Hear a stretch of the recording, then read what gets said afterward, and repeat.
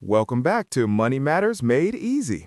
I'm Alex. And I'm Jamie, and today we've got some really important news that could affect almost everyone listening, especially if you're thinking about buying a house or even refinancing. You got it, Jamie. We're talking about the Federal Reserve, often just called the Fed, and their big meeting coming up. It looks like they're about to make a significant move that could put more money in your pocket. Ooh, more money in my pocket always sounds good. So what's the big announcement, Alex? Well, the financial world is pretty much set on this. The Fed is expected to cut interest rates for the third time in just 4 months. And this next cut should happen by December 10th. Wow, 3 cuts in 4 months? That's quite a shift, isn't it? What does cut interest rates actually mean for us, the everyday people? Great question, Jamie. Think of it this way. The Fed sets a benchmark rate called the federal funds rate, which influences how much banks pay to borrow money from each other. When the Fed cuts this rate, it usually means that borrowing money for things like mortgages, car loans, and even credit cards can become cheaper for consumers. Right, so it trickles down to us. And how much of a cut are we talking about this time? It's expected to be a 25 basis point reduction. Now, a basis point is just a fancy way of saying 1/100th of a percentage point. So 25 basis points is 0.25%. Ah, got it. So 1/4 of a percentage point. And what will the new rate range be after that? Exactly. If it goes through, the federal funds rate will drop from its current range of 3.75% to 4%, down to a new range of 3.50% to 3.75%.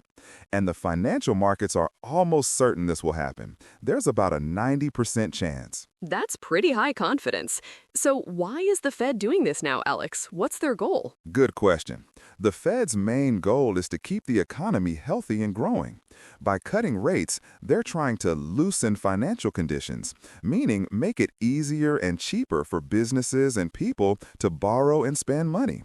This stimulates economic activity, which just means they want to encourage more buying and selling, ultimately boosting the economy. You know, President Trump has often expressed his desire for lower interest rates to help with economic growth. That makes sense. Easier borrowing means more spending, more buying houses, maybe even more businesses expanding. So who really benefits the most from this kind of change? Well, the biggest winners are definitely borrowers. Anyone looking to take out a loan, like for a house, a car, or even student loans, will likely find more favorable terms. The original text specifically mentions that mortgage interest rates have already been declining and have even hit 3-year lows recently. Wow, 3-year lows? That's a big deal for prospective home buyers or anyone thinking about moving. Are lenders already adjusting their offers? Absolutely, Jamie. Many lenders have already priced in this expected rate cut. That means they've proactively adjusted their current mortgage offerings, anticipating the Fed's decision. So if you're looking for a house today, the rates might already be quite competitive. That's fantastic news. Do we have any current numbers for mortgage rates? We do. As of December 4th, 2025, for a 30-year fixed mortgage, the average rate is holding steady at 5.99%, and for a 15-year term, it's averaging 5.37%. Okay, so under 6% for a 30 and even lower for a 15-year. That's a lot better than it was a year or two ago for sure. What about people who already own a home and are looking to refinance? Good point. Refinancing is also looking more attractive. For a 30-year refinance, the average rate is 6.72%, and for a 15-year refinance, it's 5.81%. So if you locked in a higher rate a while back, it might be a really good time to check if refinancing makes sense for you now. Definitely worth looking into. So essentially what we're seeing is a more favorable environment for borrowing as we head into the end of the year, potentially boosting the housing market and other credit markets. Exactly. It's a noticeable shift in policy, moving away from previous periods when rates were tightening. This environment of gradually declining rates, with another cut highly likely, really offers a brighter landscape for borrowers. That's great news for many, and a really clear explanation, Alex. Thanks for breaking down these important financial moves. My pleasure, Jamie. And that's all for Money Matters Made Easy. We'll catch you next time. Bye, everyone. Hey everyone, and welcome back to Digital Pulse. I'm Alex. And I'm Jamie. We've got a really interesting and, frankly, pretty big tech story for you today. It's all about WhatsApp, Meta, and the European Union. Exactly. If you use WhatsApp for your business or even just personal chats, you'll want to pay attention.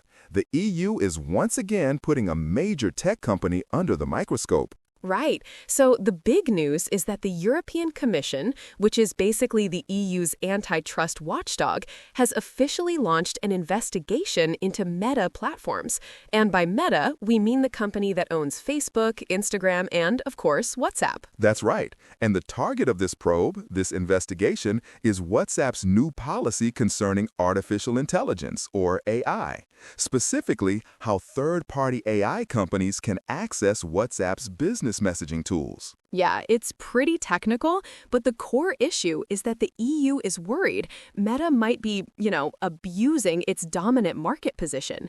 Think of it like a giant company using its power to make things unfair for smaller businesses. Exactly. They're concerned Meta might be unfairly favoring its own AI services, like giving itself a special advantage. This could really hurt competition in Europe's quickly growing AI market. Which is huge right now, right? Everyone is talking about AI. The EU wants to make sure that the playing field is level for everyone, not just the big players like Meta. They're looking into whether Meta is giving its own AI models, or maybe its preferred partners, a kind of privileged standing inside WhatsApp. So, making it much harder for smaller, independent AI developers to compete. It's like if a huge supermarket chain owned all the delivery trucks and then decided their own products got delivered first. That's a great analogy, Alex. Now, this investigation centers on a specific policy change Meta made back in October 2025. It's pretty strict. This new rule says that AI companies can't use WhatsApp Business Solution if artificial intelligence is their main product. So, if your whole business is built around AI, you're essentially being locked out of WhatsApp's business tools. And get this, these restrictions are already in effect for new AI providers since October 15th, 2025. Wow, that's fast. And for existing AI providers, they have until January 15th, 2026 to comply. But here's the really interesting part.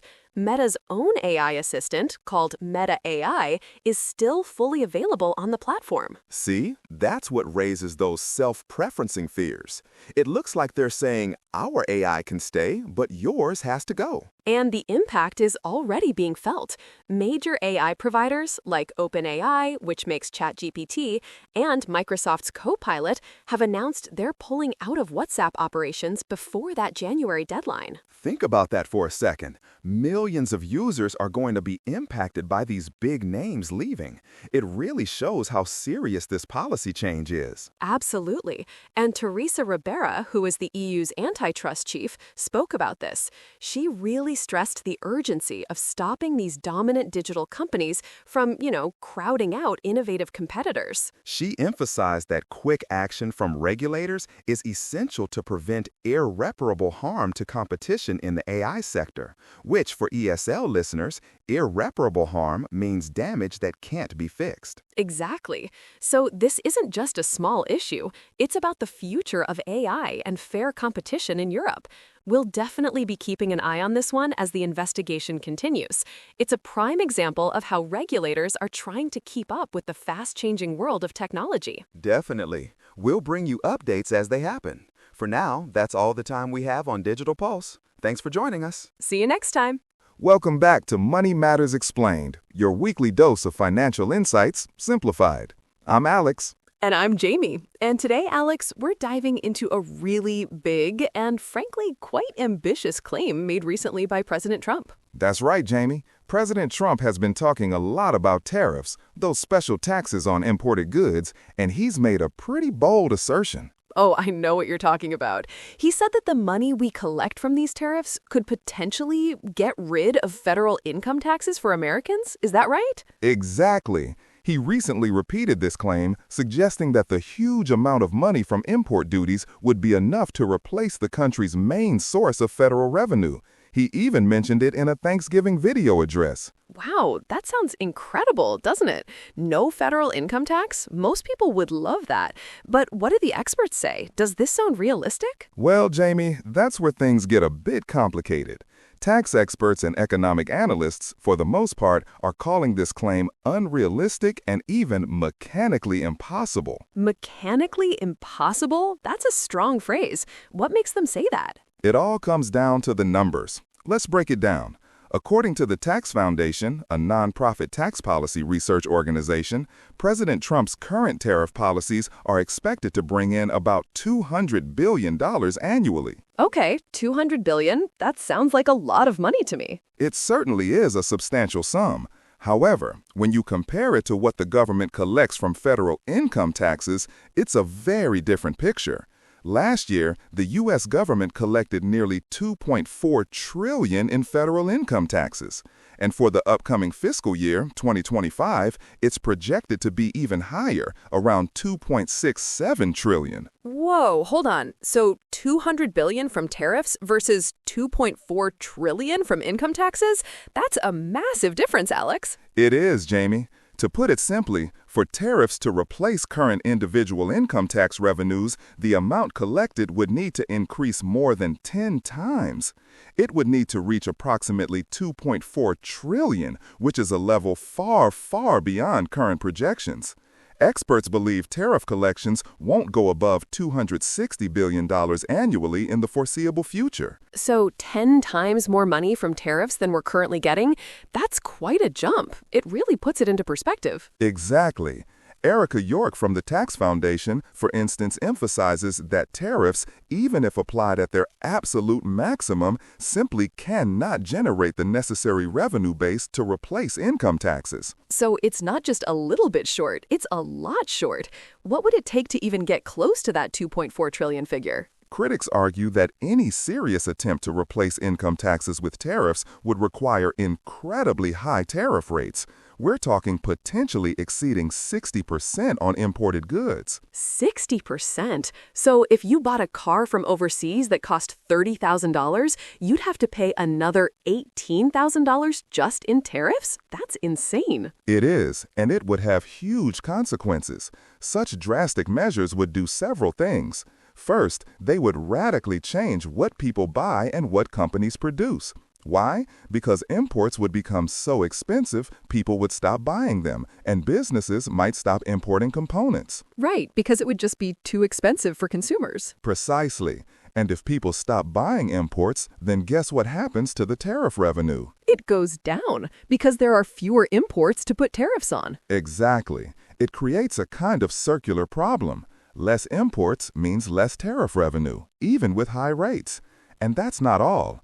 Experts also warned that such high tariffs would disproportionately harm working-class Americans because prices for many everyday goods would go up significantly. Oh, absolutely. Everything from clothes to electronics, even food, if it contains imported ingredients, would become more expensive. That would really hit people's wallets. It would also damage the broader U.S. economy and significantly increase the federal budget deficit.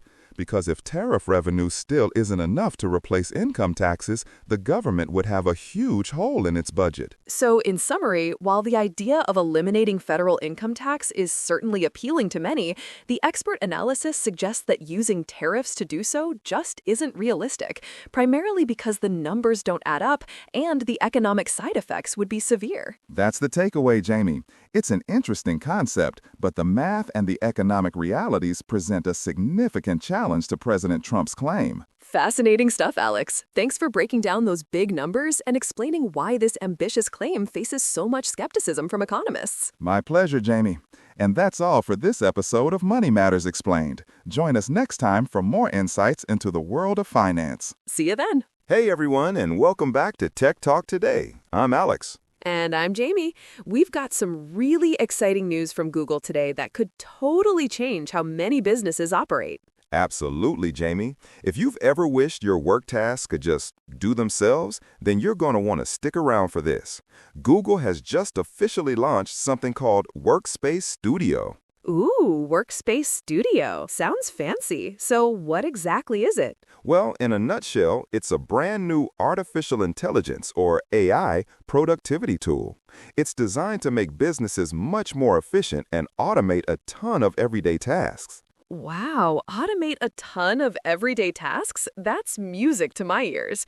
I know it was previously called Workspace Flows, right? That's right, good memory.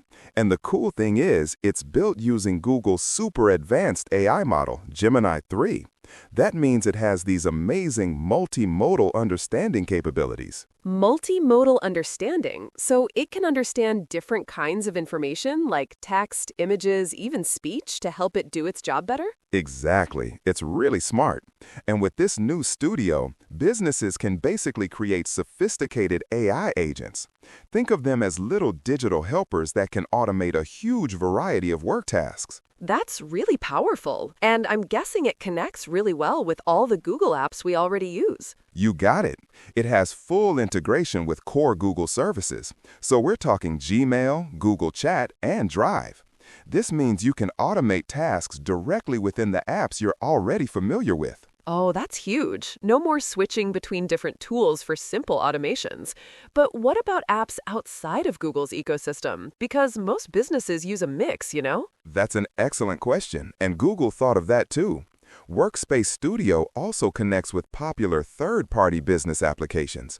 We're talking big names like Asana, Jira, MailChimp, and Salesforce. That's incredible. So it really becomes like a central hub for all sorts of business processes, not just Google ones. Definitely.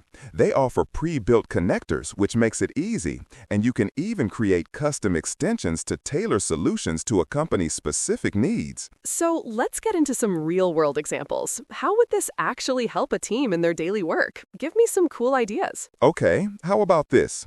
Imagine you have an upcoming meeting.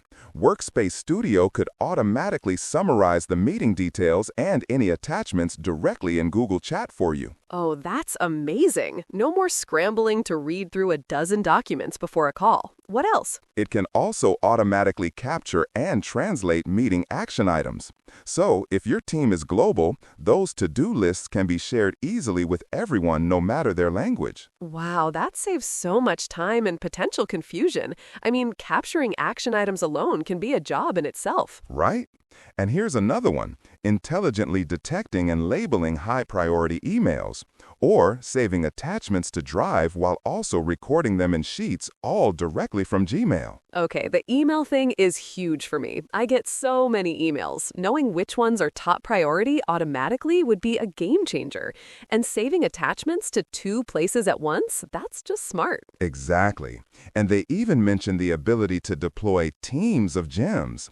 These are specialized AI agents that can, for example, auto-draft email replies for customer feedback. Teams of gems. That sounds like a superhero squad for your inbox. So it's not just about one simple automation, but a whole group of AI agents working together to handle more complex tasks. Precisely. It really shows the versatility of this tool for automating communication and support functions.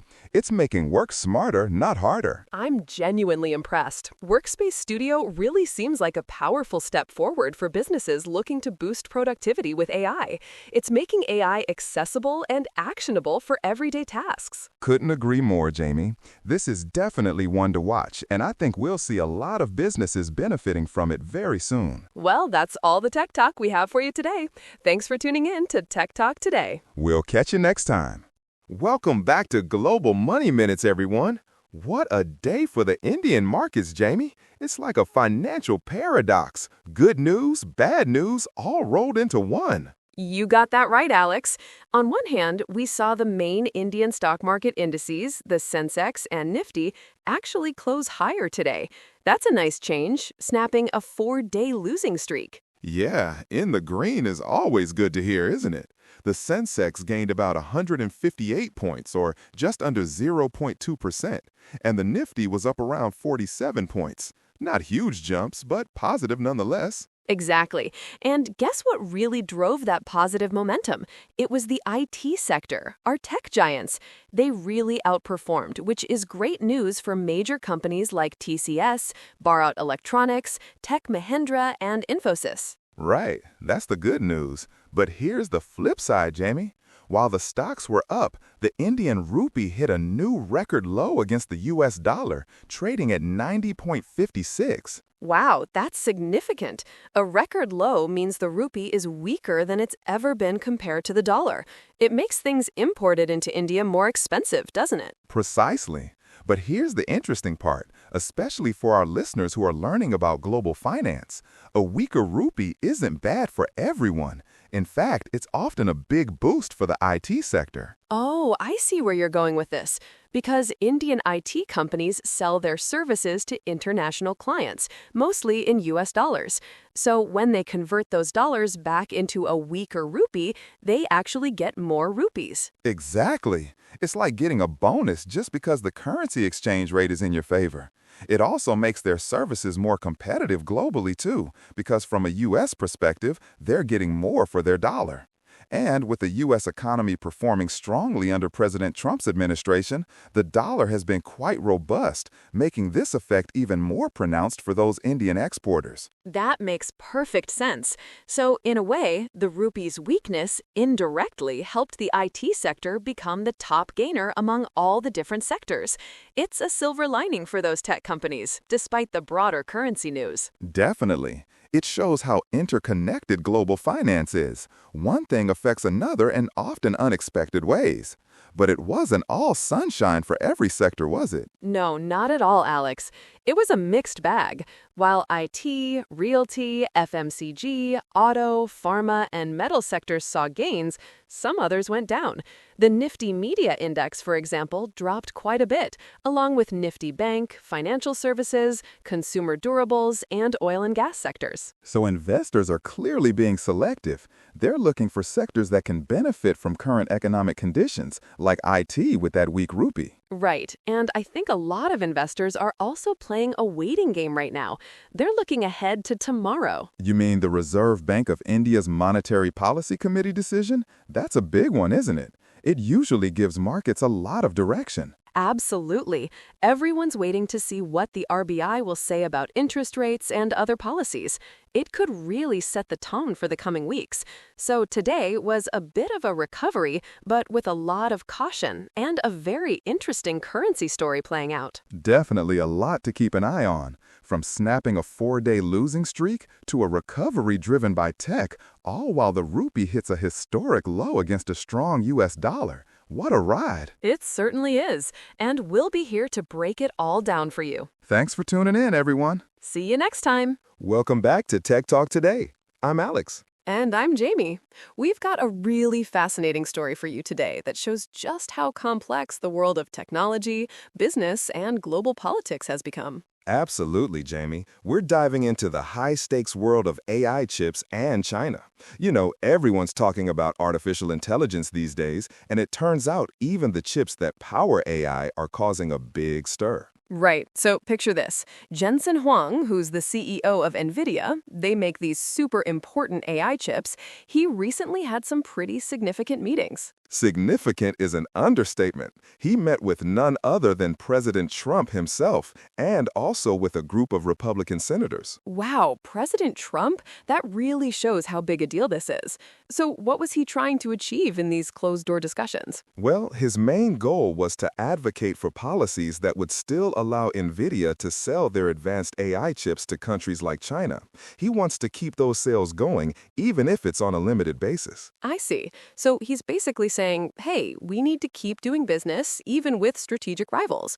But why is this such a big deal now? I mean, isn't there a lot of tension about selling advanced tech to China? Exactly, Jamie. That's the core of the issue. There's a delicate balance here. On one side, the U.S. wants to maintain its technological leadership, especially in AI. On the other side, there are national security concerns about China getting access to this advanced technology. And what's Huang's argument? Why does he think selling these chips, even to China, is a good idea for the U.S.? He makes a very interesting point. He argues that if the U.S. completely blocks these sales, it won't actually stop China from developing AI.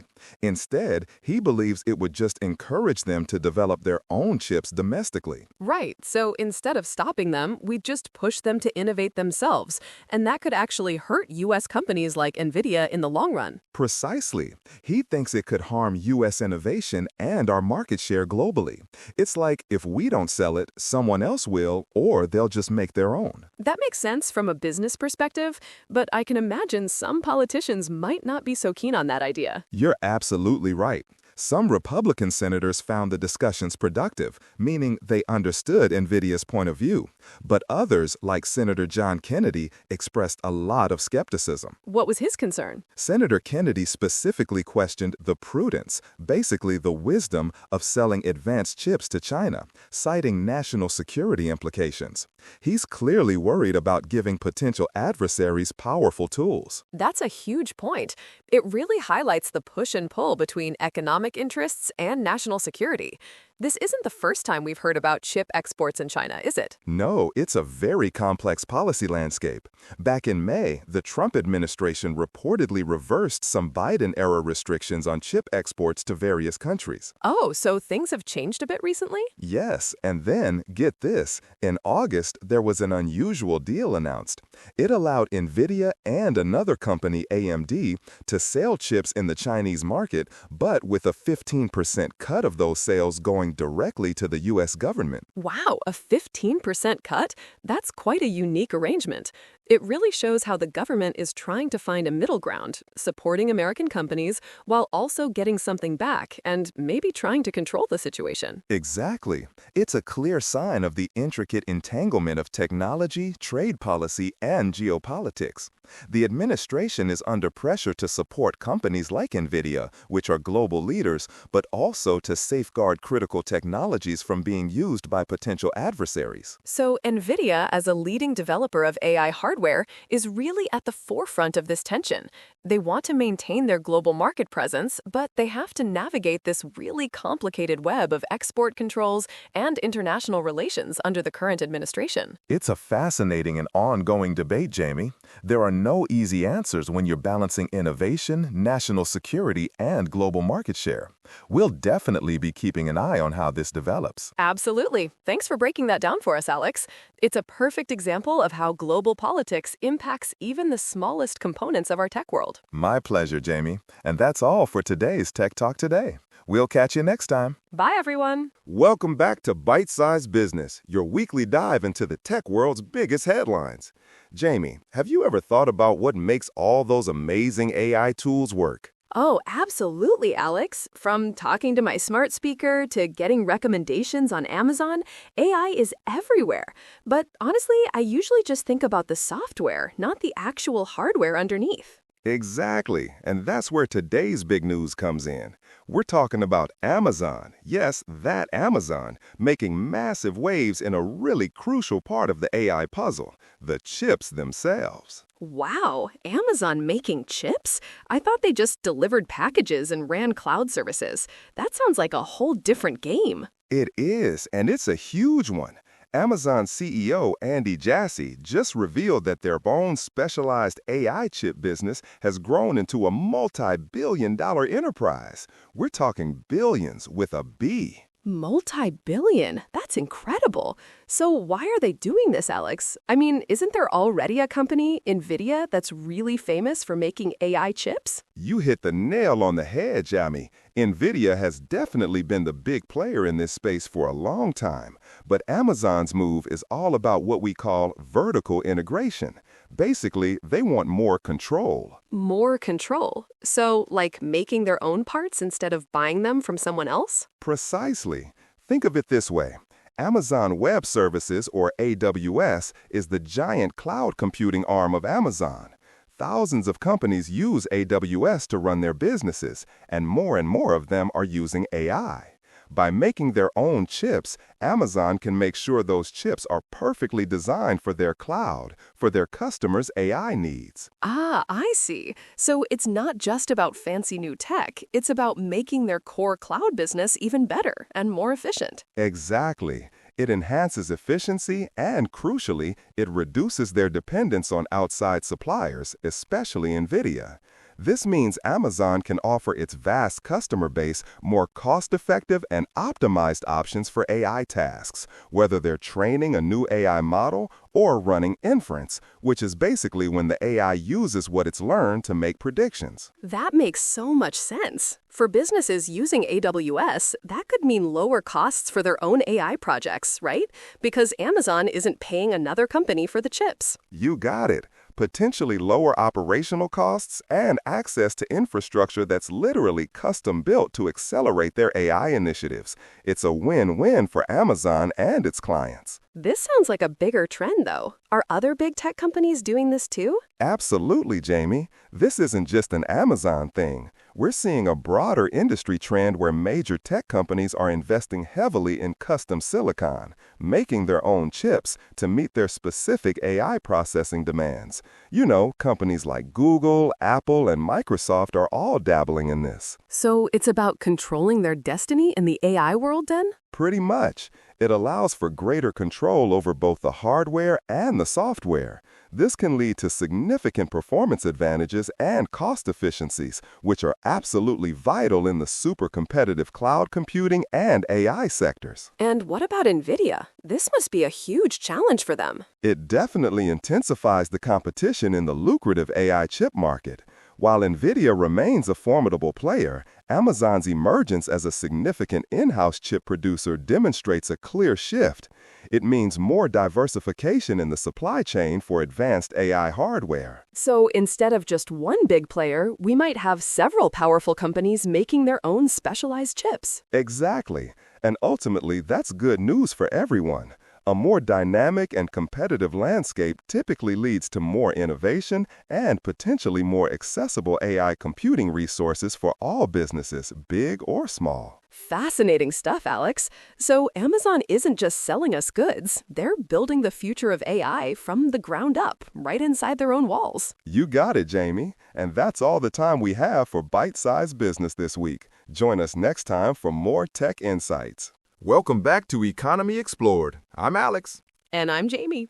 We've got a fascinating and, dare I say, slightly nerve-wracking topic to dive into today, Alex. You're right, Jamie, because the Bank of England, the UK's central bank, has just kicked off a major exercise, a big financial health check, if you will, to see how resilient our financial system truly is. Ooh, a health check. Always good to know what's going on under the hood, especially with something as vital as our economy. So what exactly are they checking this time? Well, this is their second system-wide exploratory scenario, or SWES for short. And this time, the focus is squarely on something called private markets. Private markets? That sounds a bit exclusive, doesn't it? What exactly are we talking about here? Exactly. It's a really important question because these markets have grown massively over the last decade. Think of them as a way for businesses to get long-term financing, but not from the public stock market like you might usually imagine. We're talking about things like private equity and private credit. Ah, like when a private firm invests directly into a company, rather than buying shares on the stock exchange. Got it.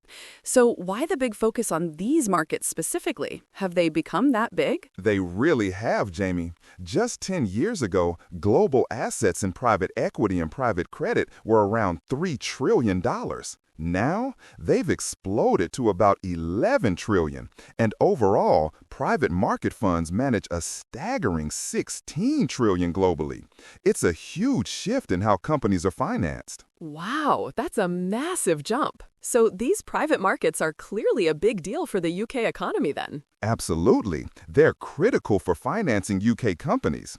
In fact, businesses backed by private equity account for up to 15% of all corporate debt in the UK, and even 10% of private sector employment. So their health affects a lot of people and jobs. That puts it into perspective. So growth is good, right? More money for businesses, more jobs. What's the worry then? That's the million-dollar question. While this growth has brought benefits, more diversified capital for economic growth, for instance, the Bank of England's main concern is that the resilience of these markets to a severe economic downturn remains largely untested. Untested, meaning we don't really know how they'd hold up if things got really bad? Precisely. The bank's Financial Policy Committee has pointed out several potential vulnerabilities.